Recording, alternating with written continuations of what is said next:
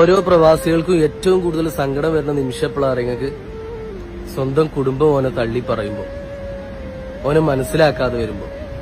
ശരിയാണ്, നിങ്ങൾ പറഞ്ഞത് ശരിയാ, ഞങ്ങൾക്ക് സേവിങ്സ് ഇല്ല. എന്താടോ ഇത്രയും കാലം അവിടെ പണിയെടുത്തിട്ട് ഒരു സേവിങ്സും എനിക്കില്ലേ എന്ന് ചോദിക്കുന്നവരോട് ശരിയാണ്.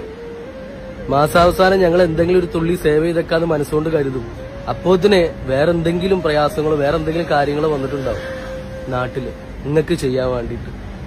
അപ്പൊ ഞങ്ങൾ എന്താ ചെയ്യുക? അവിടുന്ന് ഇവിടുന്നൊക്കെ കടം വാങ്ങിയിട്ട് സാലറി പറ്റാണ്ട് വരുമ്പോ അതെല്ലാം കൂടെ നാട്ടിൽ അയച്ചു തരും. നിങ്ങൾ സന്തോഷമായിട്ട് ജീവിക്കട്ടെ എന്ന് വിചാരിച്ചിട്ട്. ശരിയാണ്, ഞങ്ങളുടെ അടുത്ത് സേവിങ്സ് ഇല്ല. മക്കളെ കെട്ടിച്ചു വിട്ടിട്ടുണ്ടാവും, വീട് വെച്ചിട്ടുണ്ടാവും, മക്കളെ പഠിപ്പിച്ചിട്ടുണ്ടാവും. എന്നാലും ഞങ്ങളുടെ അടുത്ത് സേവിങ്സ് ഉണ്ടാവില്ല. ഞങ്ങളുടെ സ്വപ്നങ്ങൾ എന്താണെന്ന് അറിയാം നിങ്ങൾക്ക്?